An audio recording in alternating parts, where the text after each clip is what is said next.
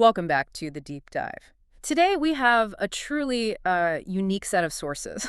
We're not looking at a normal construction project. No, not at all. We are unpacking a detailed, multi-phase, strategic blueprint for building this massive self-governing development they call Shiloh. That's right. And this isn't just a plan for, buildings and roads.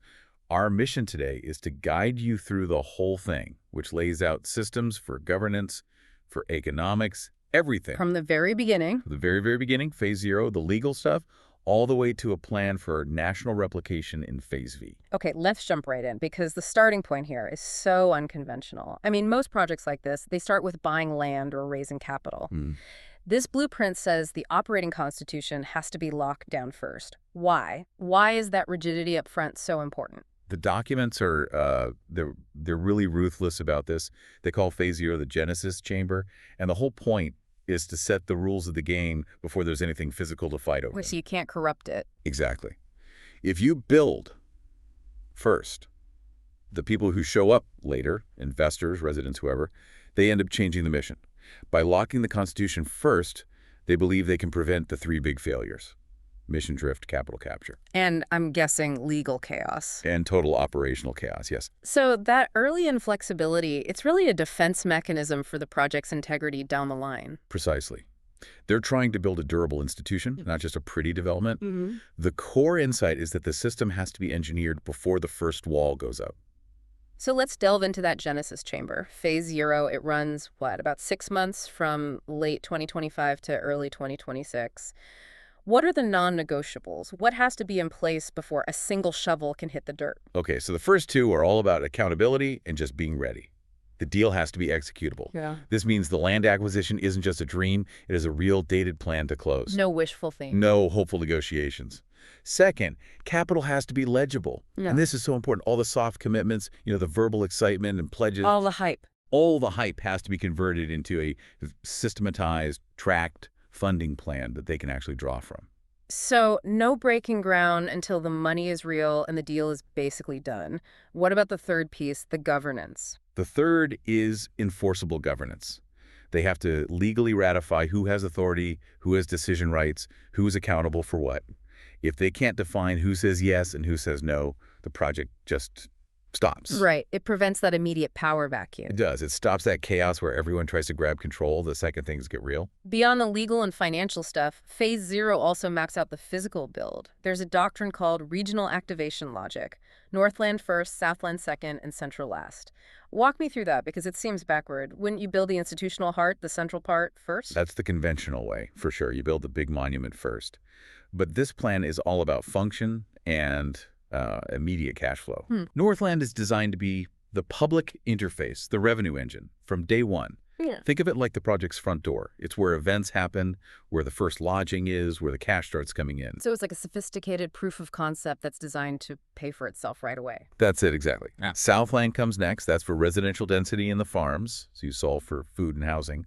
And then Central, with the big stuff, the Great Hall, the Sanctuary, the Institute, that's built last. Why? They wait until the economy they built in Northland and Southland can actually sustain the huge cost of that monumental construction. And even before that, Phase 0 also locks in the architecture of the infrastructure. Wow. Why is defining the microgrid, the water strategy, the IT baseline, why is that so critical before you've even broken ground? Because it bakes sovereignty into the project's DNA from the start. If you wait, you end up making compromises. You tie yourself to the regional grid or the local water supply, and the whole city becomes fragile. By locking in the microgrid architecture and the water reuse logic in Phase 0, they make sure the community is designed to be an operational island.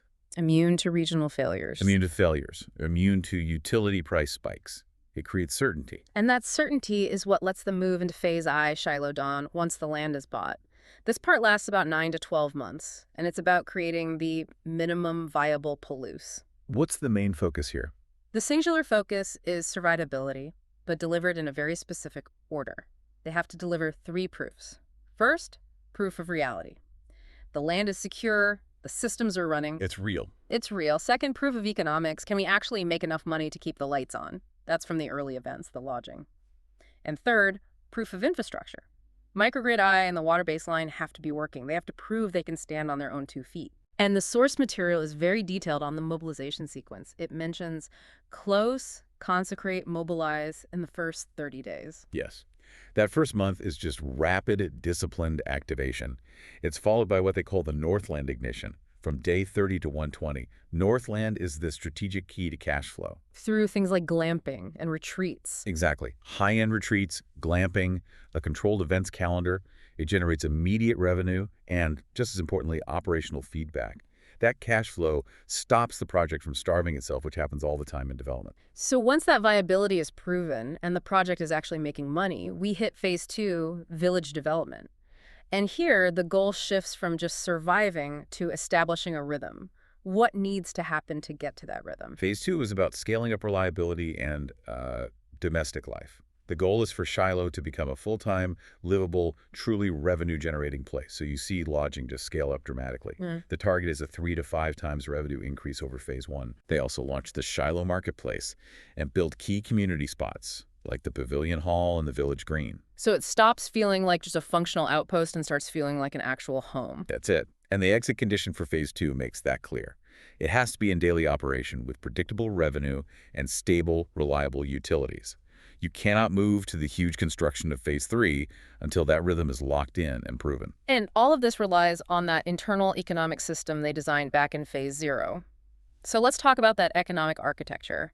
How do they prevent speculation and keep control with the people who are actually participating? Right, this is where their tokenomics rule set is key. They create something called the PT, or pilot token. You earn it through labor and service in the community. Okay. But the crucial part, the really important part, is these strict anti-speculation guardrails they mandate from day 1. Which means what exactly? It means absolutely no public marketing of the token, no promises of profit, and critically, no trading it on external exchanges. The PT is just a tool for internal exchange. It's not an investment. Wait, okay. So if the PT is for labor and services, how do people get stewardship rights? The right to, live there or pass on their property? That's the other ledger. It's called the MEU, the Member Entity Unit Participation Ledger. An MEU isn't about money. It's an index of your deep, sustained involvement. It's like your social capital. And crucially, MEUs are non-transferable. Ah, I see. So the pilot token is the currency, but the MEU is your proof of commitment. Why is it so important that it's non-transferable? It's the ultimate defense against outside capture. An external investor can't just come in and buy up all the stewardship rights because the MEUs that grant those rights can't be bought or sold. So tenure is based on participation, not wealth. Exactly. It ensures that governance and stewardship are driven by deep commitment, not by market speculation. The genius is really in the structure. So how is all this discipline maintained across the phases? There's the Founders Committee, but the real enforcement tool seems to be the stage gate model. The stage gate model is the project's program control layer. It forces each stage to pass these really tough checks on its scope, budget, readiness, everything, before it can be approved to launch the next phase. So no one can just rush ahead because they're excited. No. And to keep that discipline simple and really ruthless, they have the stoplight rule. It's a powerful tool. What conditions turn the light red and just stop everything? It's all about operational survival. The light turns red, and the project pauses if it fails on one of 3 metrics. First, liquidity runway. Is there enough cash to finish this phase and start the next? Makes sense. Second, utility sovereignty. Can the current infrastructure handle the new load of the next phase? And third, safety readiness. Are the site and the procedures secure? That's fantastic. It basically guarantees they never expand into a financial black hole or build something they can't afford to run safely. It's leverage governing expansion, not just ambition. Okay, so with the first few phases covering governance, viability, and rhythm, phase 3, the full campus build-out, is where the goal shifts to permanence.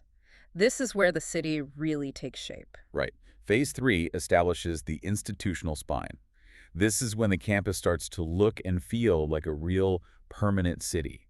It achieves what they call civic legibility. Which means building the big stuff. The big stuff. The Great Hall, the Sanctuary, these are the major civic venues. And they also build their institutional capacity. Most importantly, the Promethean Institute for Training and R&D. And the infrastructure has to scale up to match that. Oh yeah. They hit microgrid phase 3, which is designed for campus-grade demands. It's a huge shift in scale, from a village utility to a small cities. Once that physical permanence is there, phase 4, the Commonwealth era, tackles the existential threats. Founder dependency and mission drift. How does the plan solve for continuity? Phase 4 is all about the transition from a founder-led project to a mature institution. The main tool for that is governance hardening. This means building a real succession architecture, formal processes, committees, advisory boards that can step in if the founders step back. So you institutionalize the roles so the system runs the show, not the personalities. Exactly. And their finances mature too. They create an endowment architecture, moving away from just fundraising into real financial sovereignty with reserve policies and donor stewardship. And the utilities get even more resilient here. What does blackout grade continuity actually mean? It means engineering the infrastructure for the absolute worst-case scenario. It's an uptime target of over 99.9% for critical functions. Basically, Phase 4 guarantees the city can survive a week-long regional blackout or a major drought without it really impacting residents or operations. Truly blackout-proof and drought-proof. That's the goal. That resilience is astounding. Which brings us to the final phase, Phase V, the Commonwealth network. Shiloh goes from being a single city to the mother node for a national network. What principles guide that expansion? The goal is multiplication with fidelity. They want a national federation of sovereign communities, maybe 20 to 50 of them long term. And the two guiding principles are, one, fidelity before velocity. They'll slow down if the quality isn't there. And the second? Federation, not franchise.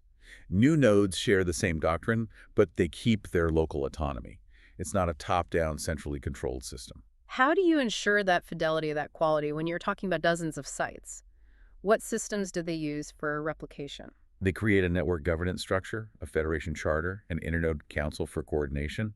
But the key is the Shiloh Academy.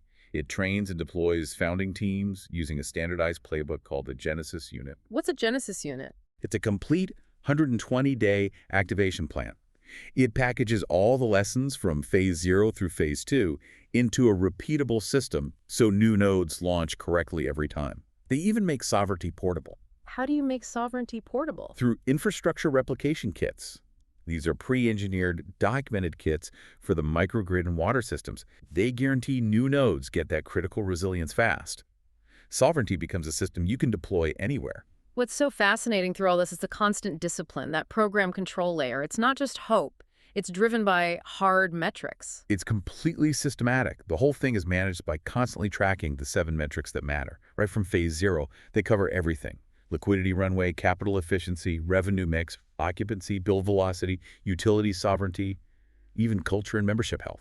They treat it like a living organism. They do. And it all boils down to that ruthless commitment to leverage over vanity.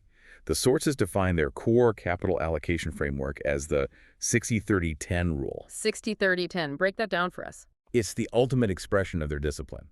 60% of capital goes to high-certainty build-outs, things tied to immediate function and cash flow. And the must-haves. The must-haves. 30% goes to capability investments, things that reduce future costs like better utilities. And only 10%, a tiny slice, is for pure experimentation. That 60% on immediate function, that's the kind of discipline most big projects just fail at. It really shows their commitment to solvency over spectacle. That commitment to operational leverage, rather than speed for its own sake, is what's designed to make the institution survive its founders.